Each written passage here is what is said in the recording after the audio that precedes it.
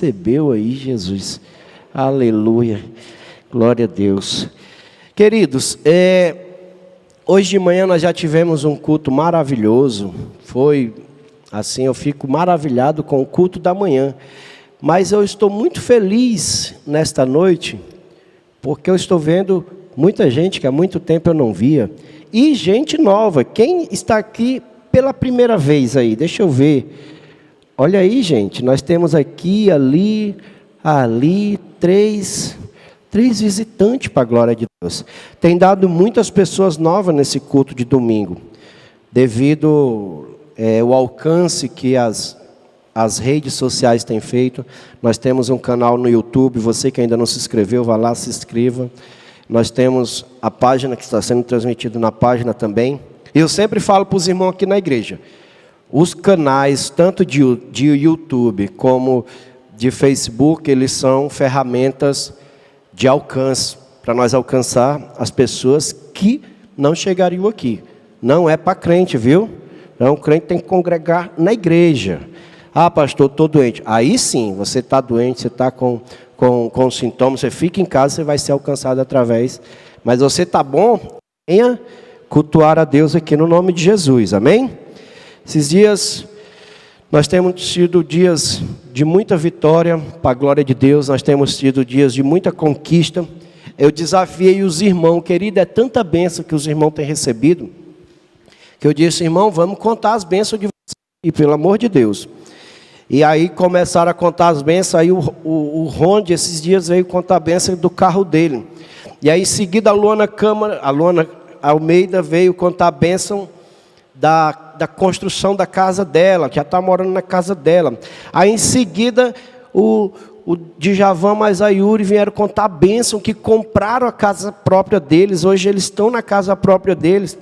E aí hoje de manhã, depois do culto, um casal me chamou e disse, pastor, olha, nós somos desafiados, e nós vimos os testemunhos, e nós oramos a Deus, e nós também vamos comprar uma casa, nós íamos aqui para o Senhor orar por nós. Eu digo, oh Jesus, que maravilha, né? Esses dias o Jacó, mais a Carol, o Marcos e a Samara, o Paulo Marcos e a Beatriz já estão se organizando também. Gente, que coisa maravilhosa, né? Que coisa boa. E isso sem contar nos meninos que estão nascendo, né? Aleluia. É menino nascendo, é menino sendo apresentado, e é menino no bucho da mãe ainda, né? Opa, falei o bucho, pastor. A barriga da mãe, aleluia. Aleluia. Esses dias a Camille anunciou que está grávida, e nós ficamos muito felizes com a gravidez dela. E hoje era para ter apresentado o Gael. Mas ficou para o próximo domingo, para a glória de Deus. Sabe o que é que isso significa? Você pode dizer nada. Não significa nada. Isso significa que você também vai alcançar os seus objetivos em Deus. Amém? Você também vai ser abençoado por Deus. Você já é abençoado por Deus. Tem pessoas aqui que casaram, pessoas aqui que estão com casa própria, pessoas aqui que estavam doentes, hoje estão sadios. Eu já falei para vocês, o testemunho de vocês vai ajudar outras pessoas. Jesus disse, ide ser de minhas testemunhas. Então, nós temos que testemunhar aquilo que Deus tem feito na nossa vida. E nós estamos numa série de mensagens sobre o povo que saiu lá do cativeiro. Na semana passada nós pregamos tempo de recomeço, onde eu falei um pouco sobre como que o povo foi levado para o cativeiro da Babilônia por Nabucodonosor e como que eles saíram de lá. E talvez você possa ter perdido a mensagem, você pode assistir ela no YouTube, você pode ir lá e assistir. E hoje nós vamos estar falando sobre a restauração. É tempo de restaurar, ou seja, o povo saiu do cativeiro, agora eles vão recomeçar. E após dar o passo do recomeço, existe o passo da reconstrução, existe o passo da restauração. Toda casa que foi derrubada, ela precisa ser reestruturada, ela precisa ser restaurada, ela precisa ser reconstruída. Eu quero dizer para você que a casa que Deus quer reconstruir, é a sua casa, é a sua vida, é a sua história, é os seus sonhos, no nome de Jesus Cristo.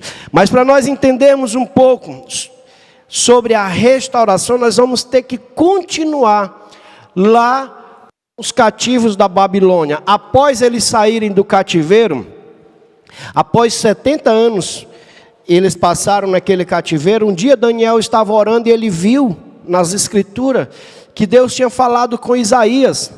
E Isaías falava com Ciro, dava uma profecia para Ciro, que Ciro ia libertar o povo.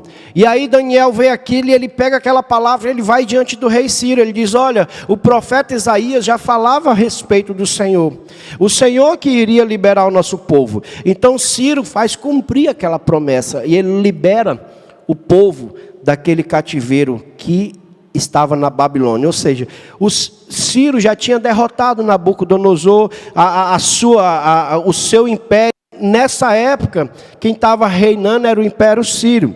Então, o Império Persa, que era do rei Sírio.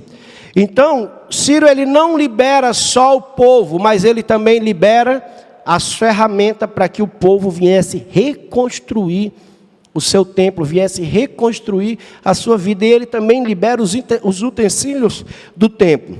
E aí lá em Ageu, no capítulo 2, o versículo 6, nós vamos ver a partir do verso 6, nós vamos ler alguns versículos aqui.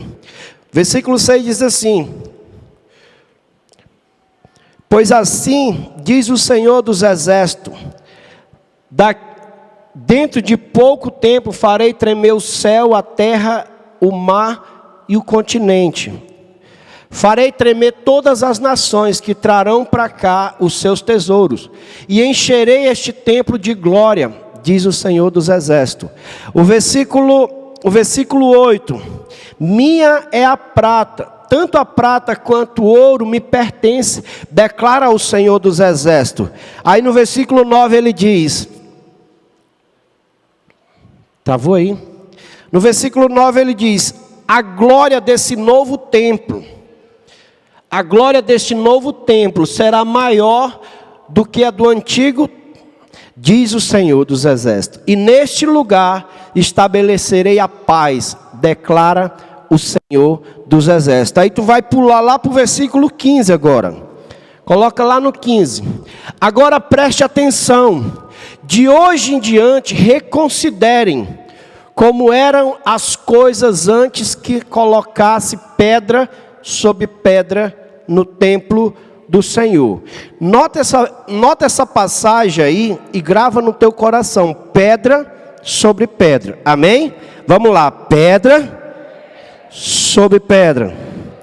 Versículo 19.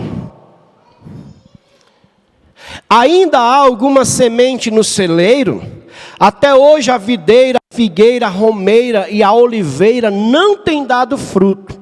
Mas, de hoje em diante, abençoarei vocês. Diga: eu recebo. Então há uma palavra do Senhor liberada àqueles que saíram do cativeiro.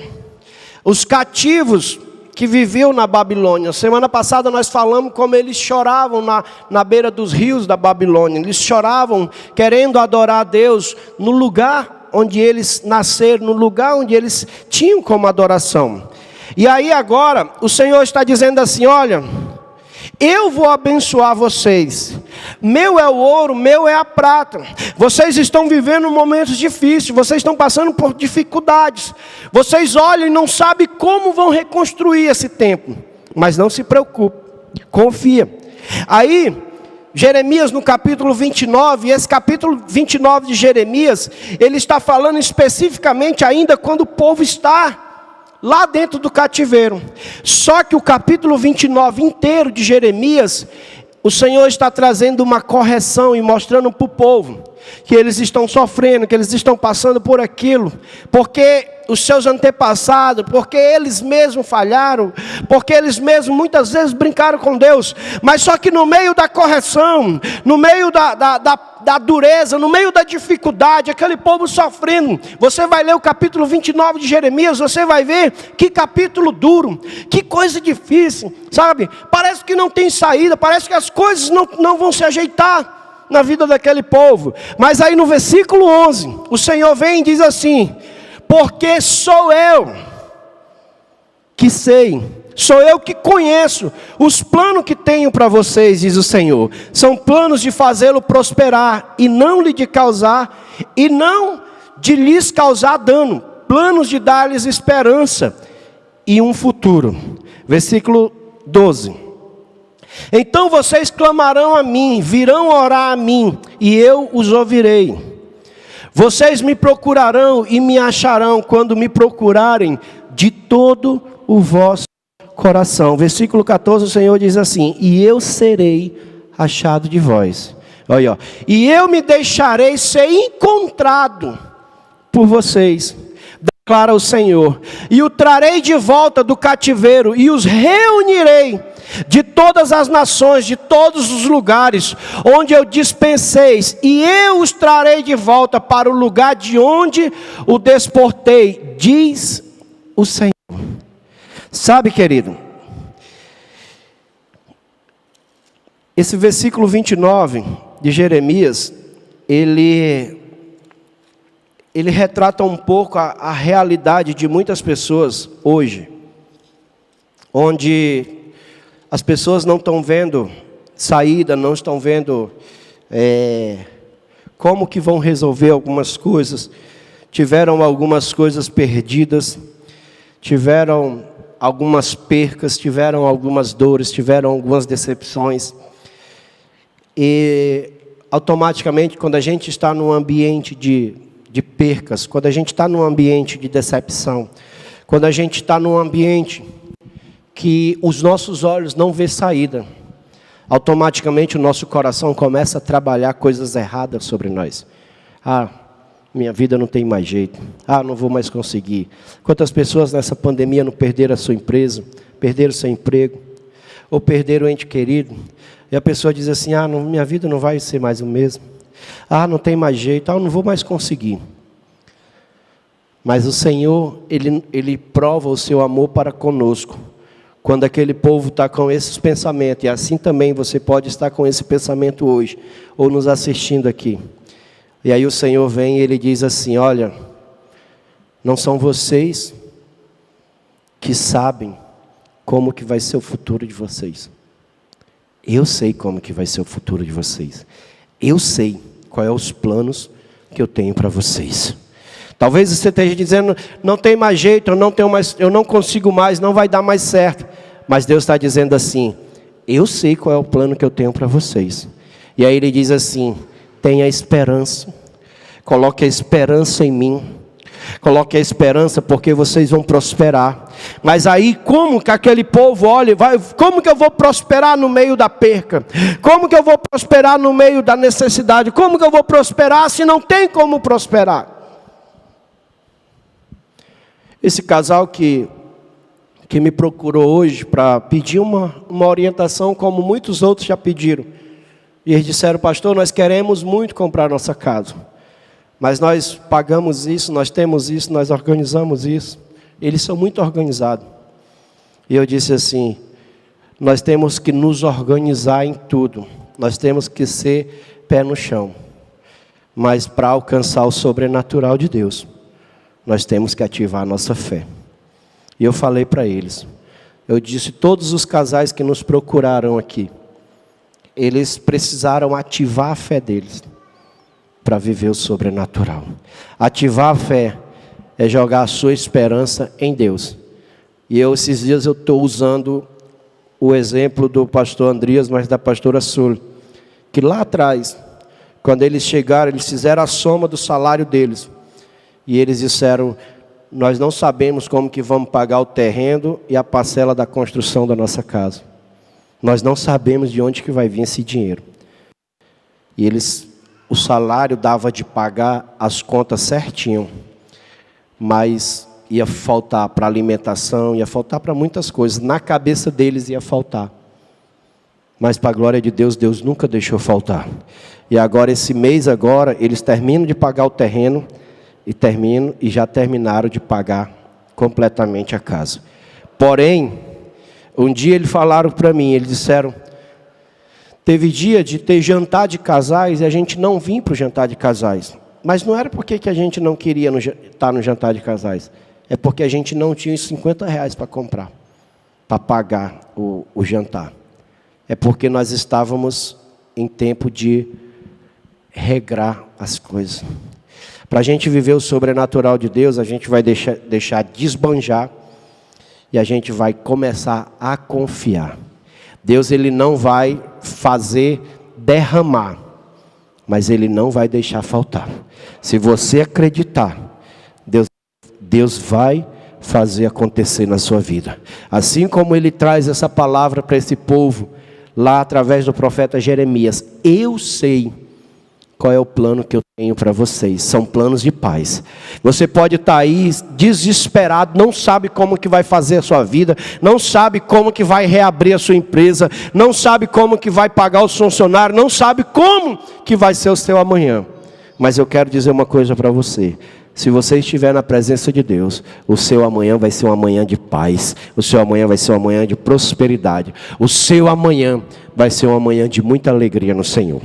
E aí, quando o Senhor fala sobre a reconstrução do templo, o templo de Salomão, Davi, ele passa todo o material e Salomão constrói. E aquele templo era uma glória para o povo de Israel. Nabucodonosor vai, tira o povo de Jerusalém, derruba o templo e leva os utensílios do templo. Agora, Deus dá, através do rei Ciro e através do profeta Ageu, Deus dá a orientação para Zorobabel, o governador daquela província, junto com Josué, o sacerdote. E o Senhor diz para eles, olha, eu vou dar a missão para vocês reconstruir o templo. Zorobabel, ele forma a equipe e eles começam a construir o templo. E ele começa a construir pelo altar. Quando ele constrói o altar, que através do altar, era ali onde ia ter o sacrifício, era ali onde ia ter a adoração. Os remanescentes, os idosos, as pessoas que ficaram, que não foram para a Babilônia, que ficaram em Jerusalém. Quando Zorobabel começa a reconstruir, junto com Josué e sua equipe, aqueles que ficaram, eles começam a ir contra o projeto de Zorobabel, da reconstrução do templo. Eles dizem, eu não concordo. E aí eu trago isso para a nossa vida, sabe, querido? Que muitas das vezes quem vai contra o seu projeto não é quem está fora, é quem está dentro da sua casa. Muitas das vezes quem vai contra os seus sonhos não é os desconhecidos, é os da própria família. Ah, não tem mais jeito, mulher, não tenta mais isso, não vai dar certo. Ei, homem, para com isso. Era essa a dificuldade que o Zorobabel estava tendo. Era a mesma dificuldade que teve lá na reconstrução dos muros. Neemias teve na reconstrução dos muros. Quando ele foi reconstruir os muros, Sanbalat e Tobias também se levantaram na oposição contra eles. Deixa eu te dizer uma coisa. Se estão se levantando contra você, se estão se levantando contra os projetos que Deus colocou na tua vida, sabe, querido? Para de olhar para a direita, para de olhar para a esquerda, olha para frente, porque é de Deus que vai vir o teu sustento, é de Deus que vai vir a realização do teu sonho. Queira as pessoas ou não, se Deus mostrou, Ele vai te dar. Quem está entendendo, diga amém. E aí, voltando aqui, eles começam a reconstruir, eles reconstroem o segundo templo. E aí aquele templo, ele não ficou 100%. Ele veio ficar mais bonito, ele veio ficar mais ornamentado, ele veio ficar mais cheio, mais espetacular. Vou botar uma palavra aqui, acreanês, mais espetaculoso, mais top dos top. Quando Herodes, já no tempo de Jesus, quando Herodes, ele assume o reinado, e ele ele dá uma repaginada no templo. Ele dá uma arrumada no templo e o templo fica uma beleza. Aquele templo que Jesus entra batendo nos cambistas, batendo nas pessoas que vendiam as coisas na entrada do templo ali, era aquele templo que Zorobabel iniciou e construiu. E aí esse templo ele era tão bonito que lá no livro de Lucas, no capítulo 21 e o versículo 5, é isso?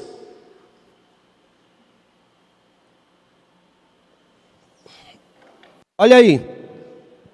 Alguns dos seus discípulos estavam comentando como o templo era adornado com lindas pedras, dádivas dedicadas a Deus. Mas Jesus disse: segura aí para mim, segura aí para mim. Os discípulos eles vão passando com Jesus e de repente eles começam a ver o templo, aquela construção. Sabe, querido, talvez você ainda não foi, mas eu quero profetizar na sua vida. Um dia você vai conhecer o templo de Salomão lá em São Paulo, que o bispo Edir Macedo construiu. Eu já fui lá 2 vezes, e quando eu chego lá eu fico assim, ó. Mas pastor, por que o senhor fica assim de boca aberta? Porque é uma mega construção, mas uma construção daquela fazer hoje é fácil demais. Porque hoje tem guindaste, hoje tem máquina, hoje tem tudo, a tecnologia tem. Mas naquele tempo, fazer um templo igual de Salomão, meu Deus do céu, que coisa! Aí os discípulos vêm, e eles vão passando, olhando para o templo, e ele diz: mestre, que coisa maravilhosa, olha que templo maravilhoso. Querido, as pedras que foram colocadas uma em cima da outra, elas davam mais de 3 metros de comprimento, dava quase 2 metros de largura, as pedras, uma pedra. E os discípulos olhavam e diziam: mestre, que coisa maravilhosa, que construção maravilhosa, que templo maravilhoso. Aí Jesus diz assim, ó, versículo 6. Disto que vocês estão vendo, virão dias que não ficará pedra sobre pedra. Lá em Ageu falou pedra sobre pedra, sim ou não? Serão todas derrubadas. Também quero profetizar sobre a sua vida. Quando você for lá em Israel junto comigo, nós vamos passar lá e nós vamos ver, as pedras estão lá. As pedras desse templo. Sabe por quê? 70 anos após a crucificação de Jesus, Jerusalém foi invadida novamente. E o segundo templo foi derrubado. E ficou pedra sobre pedra. E aí, eu tive que trabalhar tudo isso para você entender qual o teor da palavra para o teu coração nessa noite. Israel, terreno, está esperando a construção do 3º templo de pedra. Mas o Senhor Jesus, Ele construiu o 3º templo, e não foi de pedra. Ele construiu esse 3º templo, foi de carne. E o que ele usou para construir esse 3º templo foi o seu próprio sangue. Ou seja, Israel está esperando a construção do 3º templo. O que é o 3º templo que Israel está esperando essa construção? Por que Israel está esperando essa construção? Porque a profecia da volta de Jesus é quando Israel construiu o 3º templo. O 3º templo de pedra. Mas o Senhor, Ele não habita mais em templo feito de pedra. Ele não habita mais em templos feitos pela mão de homem. O Senhor, Ele habita dentro de mim e dentro de você. Quem está entendendo, diga amém. Há um templo espiritual. E esse templo espiritual somos nós. Nós somos esse templo espiritual. Nós somos a habitação de espírito. Agora, quem escolhe qual espírito habita em nós, somos nós.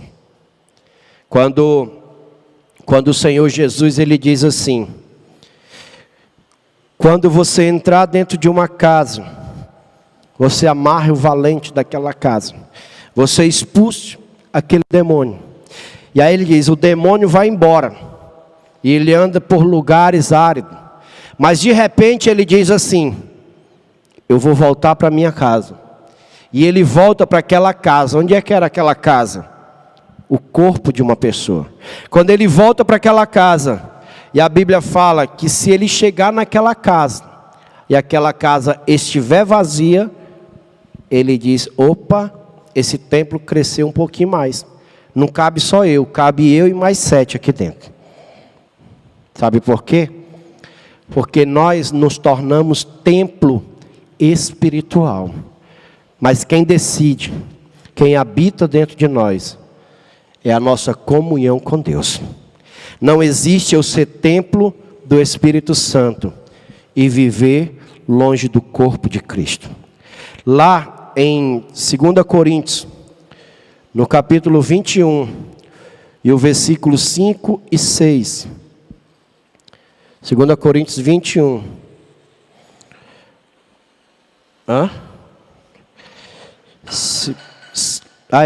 Eu tinha botado, era Lucas. 2 Coríntios 6, versículo 16. De acordo há entre o templo, que acordo há entre o templo de Deus e os ídolos?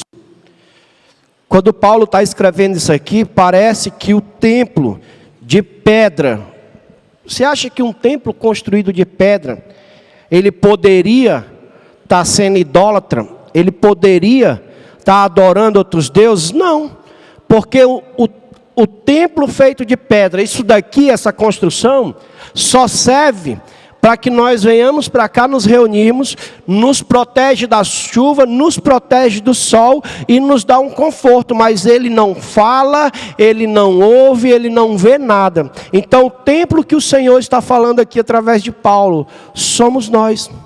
Nós somos o templo do Espírito Santo, nós somos a habitação do Espírito Santo. E Paulo está dizendo aqui, pois somos santuário do Deus vivo. Como disse Deus, habitarei com eles, e entre eles andarei. Serei o seu Deus, e eles serão o meu povo. Versículo 17.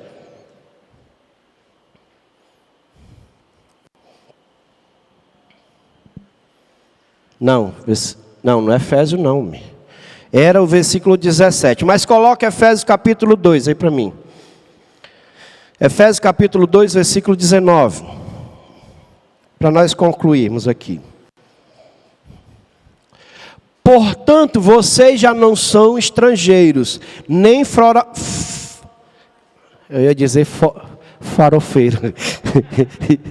nem forasteiros, mas concidadão dos santos e membro da família de Deus. Versículo 20.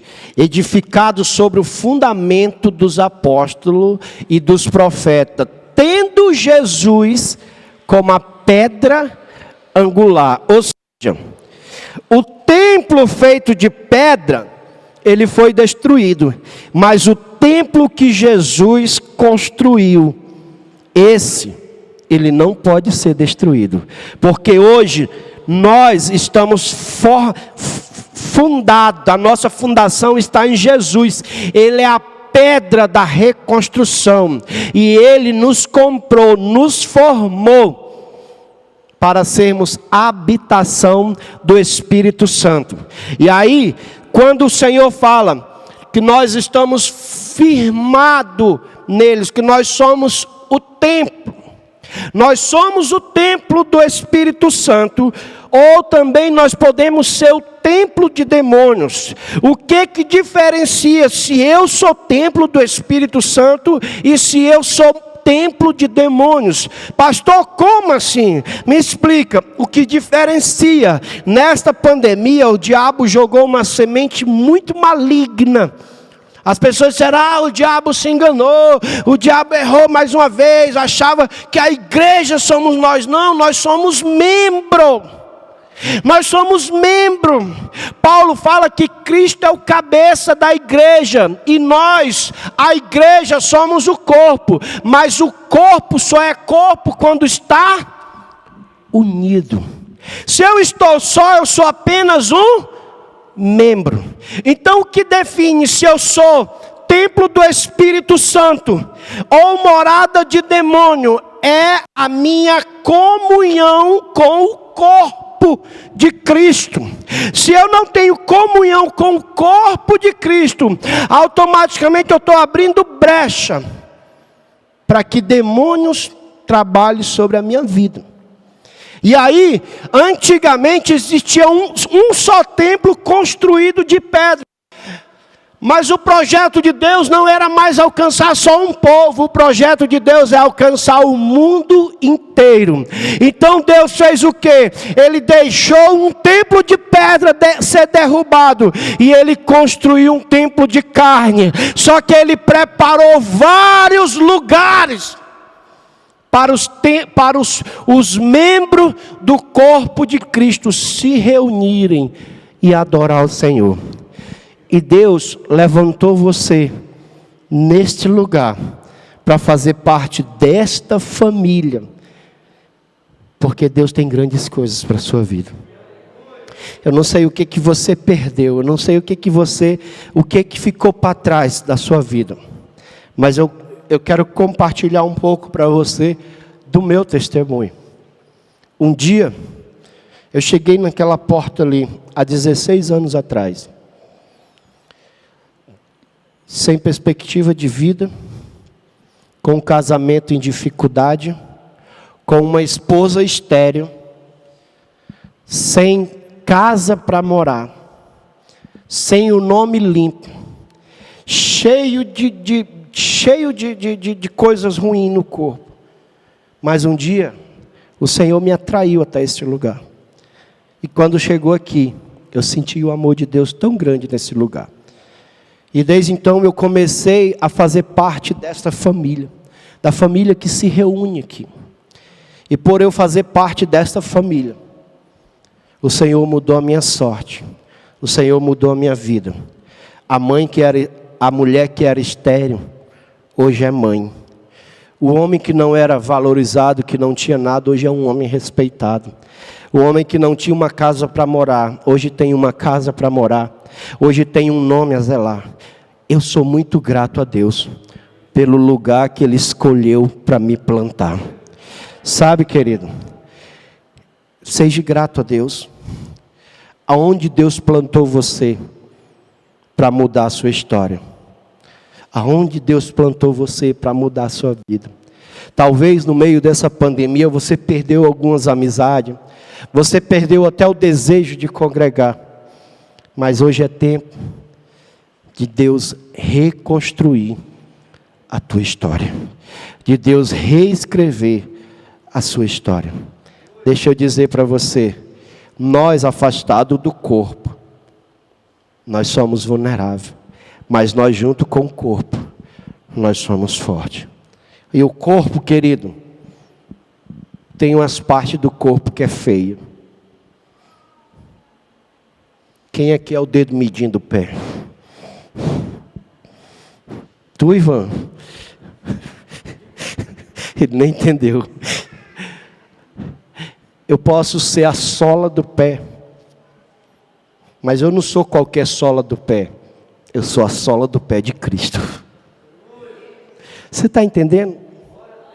Se você parar para pensar, o que Deus já te deu nem se compara com o que você perdeu nessa pandemia. E se Deus já te deu uma vez, Ele é fiel e justo para te dar novamente. E se Ele ainda não te deu, Ele é fiel e justo para fazer você alcançar. Quantos aqui, se eu abrisse para dar o microfone, chegaram aqui separados, chegaram aqui, sabe, com casamento destruído, outros sem casamento, outros sem moradia, outros sem ter onde morar. Mas foi esse lugar que Deus escolheu para restaurar a tua vida. E eu quero dizer para você, aquele Deus que já restaurou a tua vida, Ele continua restaurando. E eu creio que chegou um tempo de restauração sobre a nossa nação, e principalmente sobre a nossa vida. Sabe, querido, se você puder permanecer no lugar onde Deus te colocou, está vindo uma onda de prosperidade sobre a nossa nação, tão grande como nunca antes houve na história do Brasil. Nunca se viu no Ceará água. Hoje os cearenses estão lá quase que morrendo afogados de água. Nunca se viu o que nós temos visto nesses últimos dias. O povo prosperando, o povo sendo abençoado, o povo recebendo coisas que nunca receberam antes. E eu quero dizer para você, isso é só o começo. Deus ainda tem muito para fazer na tua vida. E o templo que Deus quer restaurar hoje não é um templo feito de pedra. Ele quer restaurar o templo feito de carne. Talvez você se despedaçou no meio dessa pandemia. Você perdeu algum ente querido, está ferido com alguém, você ficou desanimado, você perdeu o emprego, a sua empresa fechou, você tinha o sonho de se formar esse ano na faculdade. Eu não sei o que desmoronou na tua vida nesses dias, mas eu quero dizer para você, Deus vai restaurar de volta no nome de Jesus Cristo. Assim como Ele fala através de Jeremias 29:11, eu sei os planos que tenho a respeito de você. Os planos que Deus tem para você, não é os planos do diabo, não é os planos das pessoas invejosas, as pessoas que olham para você e dizem que você não vai conseguir, que você não vai ter, que você não vai alcançar. Os planos de Deus são planos de paz. Se prepare para uma reconstrução sobrenatural de Deus sobre a tua vida, sobre a tua casa, sobre a tua família, sobre a tua saúde, sobre as tuas finanças, sobre o teu casamento, sobre os teus filhos, sobre tudo aquilo que tu acha que se desmoronou. Não se preocupe. Deus está restaurando sobre a tua vida. Sabe? Muita gente nessa pandemia largaram o que Deus colocou nas suas mãos. Eu não culpo você, estava difícil, estava pesado. Ou você larga ou até mesmo você morre. Mas eu quero dizer para você, Deus está restaurando no teu coração de volta o desejo de fazer, o desejo de estar junto, a vontade de dizer, Senhor, conta comigo, eu não sou perfeito, eu não tenho ouro, eu não tenho prata, mas eu tenho disponibilidade para te servir, para estar na tua presença. Até a vontade de servir no templo, Deus vai restaurar sobre a tua vida. Amém? Então se coloca de pé no nome de Jesus Cristo.